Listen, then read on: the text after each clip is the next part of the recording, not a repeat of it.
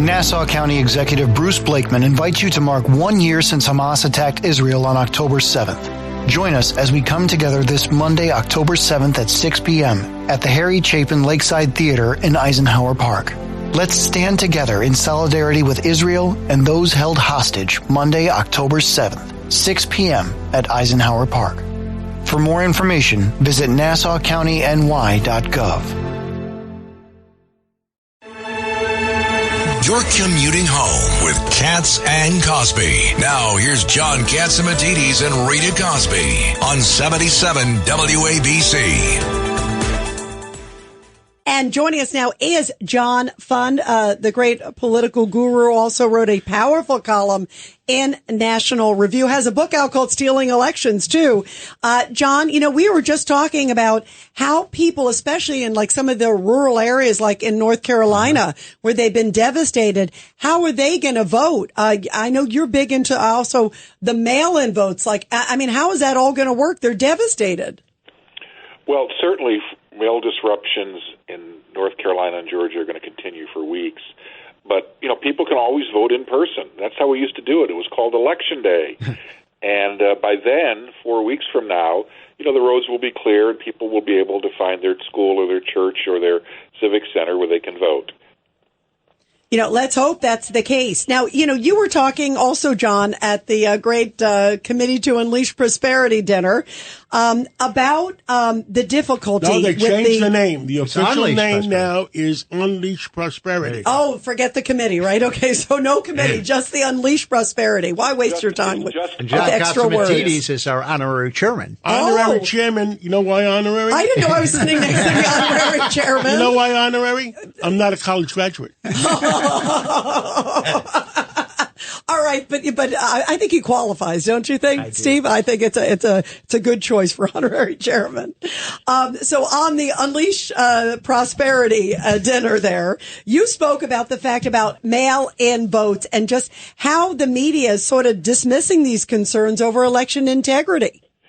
Well, about 40% of Americans voted by mail in 2020. We're probably going to come close to that this time. And people should know the following things. The National Association of Secretaries of State, bipartisan, half Democrats, half Republicans, has issued a letter to the Postal Service saying this is an emergency. The Postal Service's delivery standards have fallen so much it is in danger of preventing people from having their votes counted. In Utah and in Kansas, primaries this summer, 2% of the mail-in votes were either lost or did not show up in time to be counted. Lots of elections are decided by less than 2%. We could be seeing an election in which the excuse will be, well, the vote is in the mail. Wow. Craig Eaton. You know what, John? We have to get back to, like you said before, voting in person. Military should get an exemption for that. Or if you are severely you have medical issues, you should have to provide proof, doctor's letter or something. But allowing all these people around the country to just mail in ballots is just, it invites fraud. Well, it's even worse than that. Lots of states are allowing, including Pennsylvania, are allowing Americans overseas to apply for absentee ballots by email. And it's basically a form of combining the internet with the mail. Well, here's the problem with that. There's no verification in many of these states. In Pennsylvania, the county clerks are saying, you apply, you give us a U.S. address, and we'll send you a ballot. And, of course, we'll forward it. It'll be forwarded to or sent to your European or Asian address. That is an open invitation to corruption. 85% of these ballots are non-military, so there might be, a tech bro on the beach. It might be someone who's an expatriate. It might be someone who's traveling. It could be someone who's a non-citizen, though, applying to vote in a U.S. election. John, Steve Moore here. One of the things you've told me about is this issue of automatic voter registration, where people can go in and they're not even asking if you're a citizen, which is inviting non-citizens to register. At the motor vehicle department. So what states are you most worried about? We know it's about 6 or 7 states that are going to determine this election, Pennsylvania and Georgia and Michigan and Arizona and so on. Which ones do you think are the most prone to fraud? Well, let's look at Pennsylvania. they allowed legal non-citizen residents to get a driver's license many years ago, and that's perfectly fine.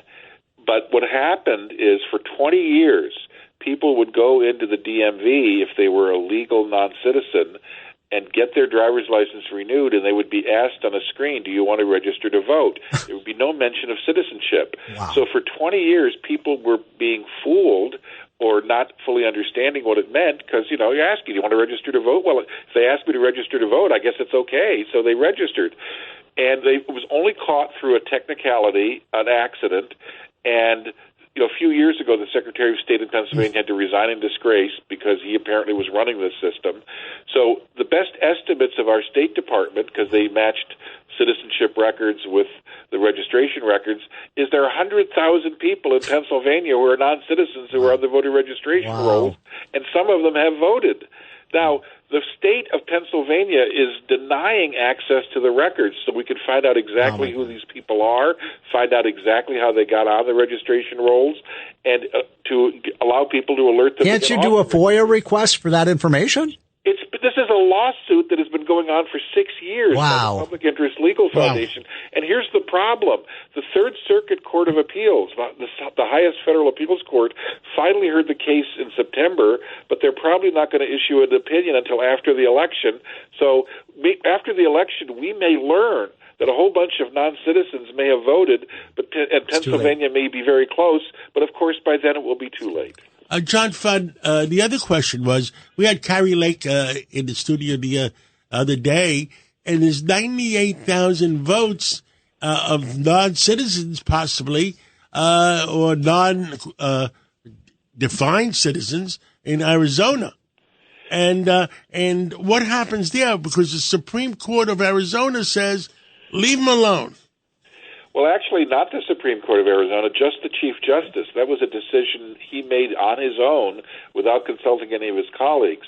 It's an outrageous decision because Arizona has a law saying that if you register to vote, you have to prove or provide some information that you're a citizen. 98,000 people did not provide that information. They may be citizens, they may not be, but we don't know. And this Chief Justice simply said, for this election, because it would be confusing and, quote, discriminatory, unquote, we're going to let you vote. Wow. You know what I think is important, you guys? Remind everybody how close elections come. I mean, you were just talking about 100,000 in Pennsylvania. John brought up about 100,000 in Arizona. Carrie Lake lost by 17,000 votes. Right. President Trump lost Arizona with only 10,000 votes. I mean, that's why this is a huge deal. This is a new norm. This is, John, this is stunning. It's less than 100,000 votes with 7 states that won the last presidential election. Actually, it's 43,000 in 4 states would have done it. Well, there you go. I defer to you, John. Yeah, I mean, that's why this is why this is so pivotal, John. Let's go back to 2000 in Florida. George Bush won Florida by 537 votes. He won the presidency with that. In 2004, John Kerry would have become president if he had won Ohio, and that was only about a few thousand votes. This is important. I mean, in Pennsylvania last year, there were 7 elections, local elections, that were ties. This happens. Elections can be that close. And by the way, it's not just the presidential race. There's a Senate race in Pennsylvania. There's a very close races for Congress and the state legislature.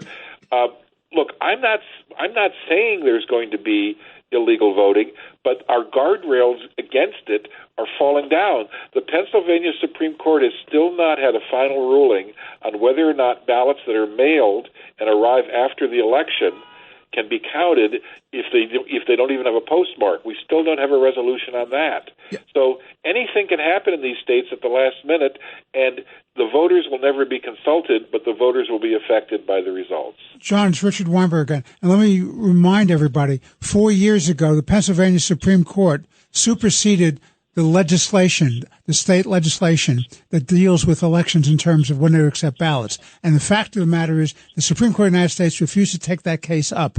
And that was a disgrace because the fact of the matter is under the United States Constitution, the Supreme Court of Pennsylvania had no right to do what they did. What say you? If you kick a can down the road, sometimes the can will rise up like a boomerang and go get you.